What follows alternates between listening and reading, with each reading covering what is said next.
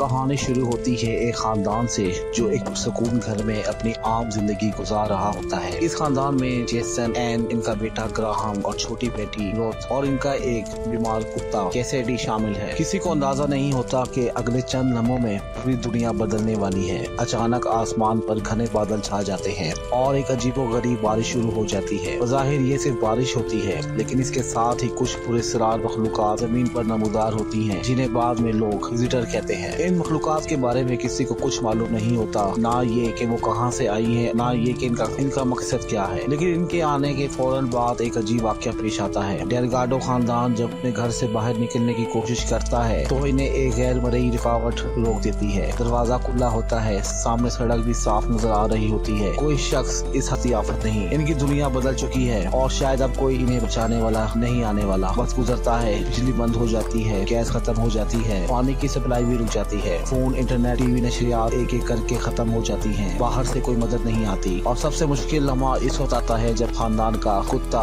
Cassidy बीमारी के बाइस मर जाए, क्योंकि कैसेडी इसके बचपन से इसके साथ था। अब खानदान को एहसास होता है कि अगर इन्हें जिंदा रहना है तो इन्हें अपनी जिंदगी का पूरा तरीका बदलना होगा। जेसन एक इंजीनियर होता है, इसलिए वो घर में मौजूद सामान करता है। वो चिमनी के रास्ते छोटे जानवर पकड़ने के लिए एक ऐसा निजाम बनाता है जिससे खानदान को खुराक मिल सके। दूसरी तरफ एन अपने बागबानी के हुनर को इस्तेमाल करती है। वो घर के अंदर ही पौधे उगाना शुरू कर देती है। देखते ही देखते इनका घर एक छोटे से ग्रीन हाउस में तब्दील हो जाता है। जहाँ कभी आम घरेलू जिंदगी थी, अब वहाँ सब्जियाँ और दूसरे खाने के काबिल पौधे उग रहे होते हैं। पानी के लिए खानदान बारिश और ओस जमा करता है और हर कतरा इनके लिए कीमती होता है, क्योंकि अब इनके पास सुपरमार्केट नहीं थी, नल में पानी नहीं था और दुनिया से राब्ता खत्म हो चुका था। इनके पास सिर्फ वही था जो वो खुद पैदा कर सकते थे। दिन हफ्तों में बदलते हैं, हफ्ते महीनों में और फिर सालों में।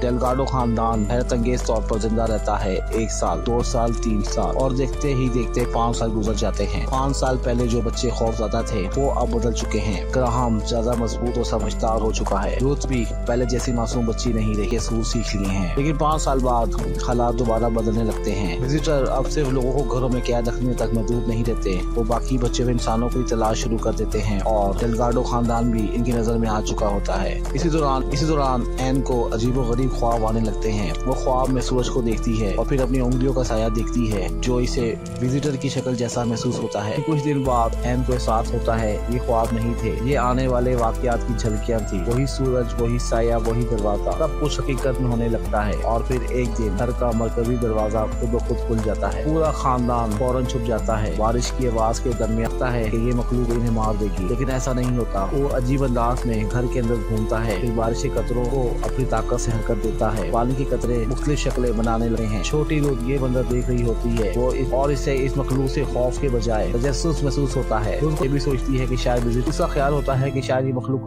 इंसान से जमीन वापस लेने नहीं आई। इस नजरिए की एक वजह ये भी है कि विजिटर वो बारिश को कंट्रोल करते हैं, पानी के कतरों को हरकत दे सकते हैं और इनकी मौजूदगी के साथ ही पूरी दुनिया में कुदरती निजाम बदला जाता है। लेकिन डेलगाडो खानदान की मुश्किल अभी खत्म नहीं हुई। एक दिन रूथ पर एक जंगली जानवर हमला कर देता है। इसे शदीद चोट आती है और जल्दी इसके जख्म में इंफेक्शन फैलने लगता है। रूथ को बुखार हो जाता है और खानदान के पास वक्त बहुत कम होता है। अगर दो सेवेज लाइन आपस में जुड़ी हुई, इसका मतलब था कि सेवेज के रास्ते दूसरे घरों तक पहुंच सकते हैं। एन अपनी बेटी को बचाने की खातिर ये खतरा मोल लेती है। वो सेवेज लाइन के जरिए अपने पड़ोसी रिचर्डसन के घर पहुंचती है। रिचर्डसन पहले डेंटिस्ट था, इसलिए उम्मीद होती है कि इसे घर में कुछ जरूरी तबी सामान मौजूद होगा। एन घर की तलाशी लेती है और आखिरकार इसे जरूरी दवाइयाँ मिल जाती हैं। लेकिन वापस जाते हुए एक और विजिटर का सामना हो जाता है। ये विजिटर इस घर की निगरानी कर रहा होता है। एन के पास भागने का वक्त नहीं होता। विजिटर इस पर हमला करता है। अपनी जान बचाने के लिए एन फायर कर देती है। गोली विजिटर को जख्मी कर देती है। एन फौरन दवाई लेकर सेवेज के रास्ते वापस अपने घर पहुंच जाती है। रूथ को दवाई दी जाती है और कुछ वक्त बाद इसकी हालत बेहतर होने लगी है। लेकिन इस हमले ने एक बहुत बड़ा मसला पैदा कर दिया था। अब विजिटर को मालूम हो चुका था कि डेलगाडो खानदान से छुपा हुआ खानदान नहीं, बल्कि इनमें से एक मखलूक को नुकसान पहुंचाने की सलाहियत भी रखता है और अब वो इनका हदफ बन चुके थे। चंद दिन बाद घर के बाहर अजीब हरकतें शुरू हो जाती हैं। बारिश पहले से ज्यादा शदीद हो जाती है। फिर पानी घर के अंदर दाखिल होना शुरू हो जाता है। शुरू में खानदान समझता है कि शायद ये सिर्फ सैलाब है,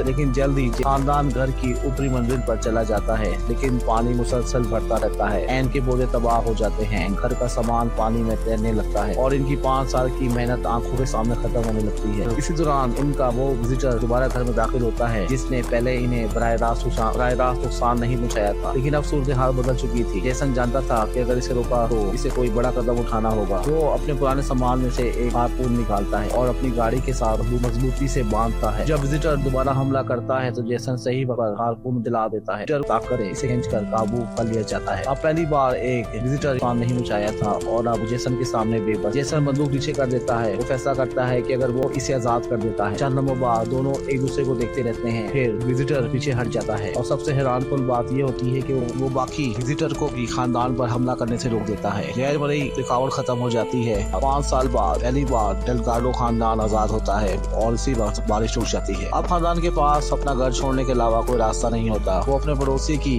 यार्ड तलाश करते हैं और समंदर की तरफ निकल जाते हैं। इनके पीछे वो मोहल्ला रह जाता है जहाँ उन्होंने 5 साल गुजारे थे। कुदरत ने अब पूरे इलाके को अपने कब्जे में ले लिया था। सड़कों पर घास उग चुकी थी, दरख्त घरों के अंदर तक फैल चुके थे, हर तरफ खामोशी थी। लेकिन रुत को अभी यकीन था कि विजिटर मुकम्मल तौर पर गायब नहीं हुए। इनका ख्याल था कि वो शायद कहीं दूर से इन्हें देख रहे हैं। वो इंसानों के दुश्मन नहीं थे, शायद वो सिर्फ ये चाहते थे कि इंसान इस नई दुनिया में अपनी जगह समझे। समंदर में सफर के दौरान रुत को एक पुराना रेडियो मिलता है। वो इसे साफ करती है और मुख्तलिफ फ्रीक्वेंसीज पर सिग्नल तलाश करने लगती है। शुरू में सिर्फ शोर सुनाई देता है और फिर अचानक एक कमजोर सी इंसानी आवाज सुनाई देती है। अगर कोई जिंदा है तो जवाब दे।